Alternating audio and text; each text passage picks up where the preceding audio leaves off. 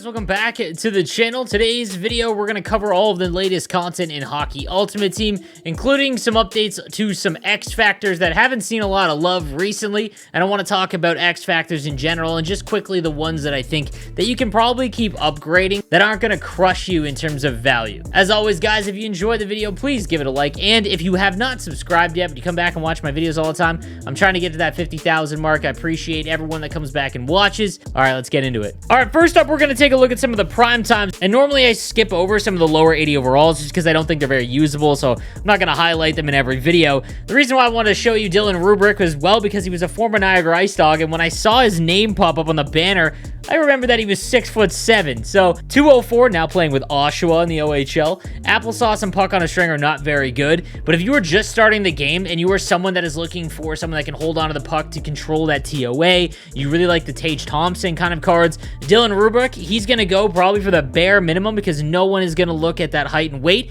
And if you are in the higher divisions but you've just started your team, so you're someone who plays, again, that really TOA style, you hold onto the puck forever, this could be a half-decent card for you. Next up, we've got the 88 Jake Guentzel with Workhorse as well as Ankle Breaker. I really don't think Ankle Breaker is all that worth it at all. Workhorse, obviously a very good ability, or sorry, synergy, but 89 speed, 91 acceleration, only 5'11". There just really isn't a lot to Jake Guentzel cards. His build, he doesn't have exceptional skating. His shot is okay. Reminds me a lot of Sidney Crosby cards, to be honest with you. So unless he's getting a better ability or maybe double skating synergy, something to really put him over the edge, I'd probably just turn this card into sets. Following him, we also have the 90 Rasmus Dahlin, 6'3", Applesauce, and Send It. Both, again, just not usable at all. However, 89 speed, 90 acceleration. It's the 88 body checking and 93 defensive awareness, 94 stick checking on Rasmus Dahlin, who's 6'3", 202. That's very, very good stats, and I think a lot of people just kind of overlook attributes now as they're all just kind of hung up on superstar abilities or whatever synergies they have, so that usually drops the prices of cards like Rasmus Dahlin. If you can get him for probably, I would say, 120 to 150,000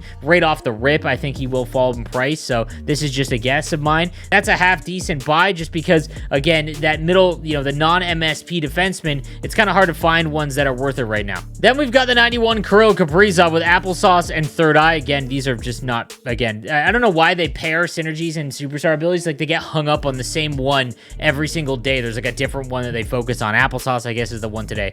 92 speed, 92 acceleration, 94 agility. He's like a left-handed Artemi Panarin or Mitch Marner. They always get, I find that Kaprizov cards get knocked off the puck very easily. However, he's got an absolute missile of a shot in game, and he's got almost maxed hand stats, so that's definitely playable. Taking a look at his X Factor, and again, I want to bring up X Factors because there's some other ones that I think are pretty interesting. His X Factor now unlocks his skating tier, so he's got Workhorse in that third slot. However, he doesn't have the double skating like some of the other cards do, so 92 speed, 94 acceleration right now. Wheels, I don't think is worth activating on a card that doesn't have exceptional speed, and then the other three, Tape to Tape, Third Eye, and Ankle Breaker, you're not going to activate. So I really don't think Kaprizov cards are worth upgrading because now you're getting into, I mean, to go from 90 to 91, it's going to cost you 3 power-up collectibles, and again, just to go from, 6 over the last 2, it's only going to keep increasing, and I really don't think that's worth it. Then we've got the 89 Linus Ullmark, who's just having an unbelievable year with the Boston Bruins.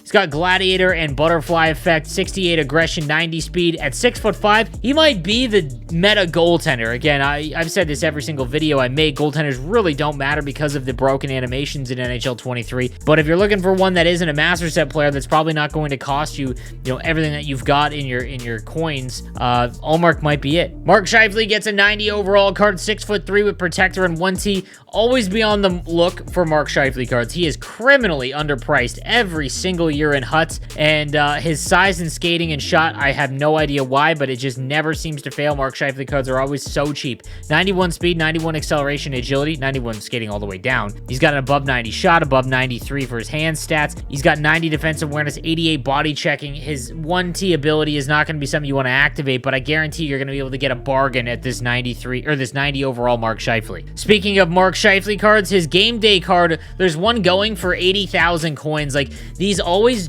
plummet in price because people hold on to them and then everyone sells them when they don't pop off for like 93 overalls or whatever, like Tavares did. He's got Thief, which is a great ability for, or synergy for him. Unstoppable Force in close quarters is a great combo as well. This is a very good card. I'd take for 70,000 coins. If you're no money spent, this is a phenomenal price point. And then the last of the prime times today, we've got the 92 Connor McDavid. So now he is up to 92, like his Star of the Month card, meaning that his next inform should be a 93, which will obviously upgrade his X Factor as well as his Team of the Year, getting his Team of the Year up. 97 speed, 97 acceleration, 98 agility. Again, the ability and synergy you're not going to activate, but if you do not have a Connor McDavid card and you don't want to invest in his X Factor or his Team of the Year, which is going to be like 2 million at this point, this is a fine way to go about it. You do not need to get a better Connor McDavid card than this. This is an end game card. 97 speed, 97 acceleration, 98 agility. Like, you can use this all the way to the end of the year. Then we've got some highlights from prior All-Star games. We've got the 87 Brick Bowser, 6'1", 208, like the Lamp and Schneip, which are okay, I guess. 89 speed, 89 acceleration and agility at 6'1". He is a pure winger, however, with decent shot and hand stats, I guess. I bet you any money that you could get him for very cheap in terms of like the cheapest that you can get 87s for. Just do the math on that. If it works for your team, he's probably not going to be terrible, but there's a lot of other righties I'd rather have, like Matthew Barzal. I'd rather have almost all of his cards than Brick Bowser. We've got the San Jose Shark Brent Burns with Booming Shot, as well as Thunderclap, 86 speed, 86 acceleration at 6'5", 95 body checking. Unless you are an absolute elite on defense, you're going to have a heck of a time trying to keep up with cards now with 86 speed and acceleration. His body checking in his own zone, he's going to be great, but Thunderclap has just not proven to be a very useful ability at all from the point. However, Burns has a phenomenal build for Hockey Ultimate Team. Larkin's up next, 89 overall, 6'1", 189 with Wheels and Magician. Again, I don't think Wheels is worth activating on cards that don't have the highest end speed, but Larkin cards this year have been some of the best. 93 speed and acceleration. If you've just started your team, he, I believe because of his shot, is a little bit underpriced. Almost all of his cards have been, and again, I don't think you're going to activate his ability, but this is definitely going to be a bargain card, and I want to talk about Larkin as his X Factor, because I don't think many X Factors at all are worth upgrading anymore since Team of the Year has come and gone. However, Dylan Larkin cards I think are worth it, and the reason being is that you have to go based on their abilities, right? So Elite Edges, Silver Elite Edges is enough to put this card over the edge, in my opinion, to keep upgrading, because he's already at 89, he's got 95 speed and acceleration. His next tier jump will cost 3 power-up collectibles. He hasn't even hit tier 10, which will unlock a 3rd synergy slot, but it will improve his skating up to 94. I just think that this is one of the ones that I think are worth upgrading, along with Matthew Barzal. We've also got an 89 overall Jack Eichel Buffalo Sabre card with Light the Lamp at close quarters. Close quarters is a phenomenal ability. 6'2", 207. Talked about this in prior videos. Jack Eichel has a custom stride. It's very random. There's only 4 or 5 players in the game that have it. Jack Eichel is one. He always feels like he's a better skater than everyone else. 92 speed, 91 acceleration, a great wrist shot, great hand stats. This is always one of the better right-handed winger cards. His face-off rating is too low to play at center now, but Jack Eichel cards are always phenomenal in game. We've got the Toronto Maple Leafs 90 overall Phil Kessel for getting picked last in the All-Star game, bombarded and big rigged. Again, I'm not, big on either of these ones, and his skating is so low. I remember Phil Kessel cards used to always be some of the best cards in the game at all points of the year because of how fast he was.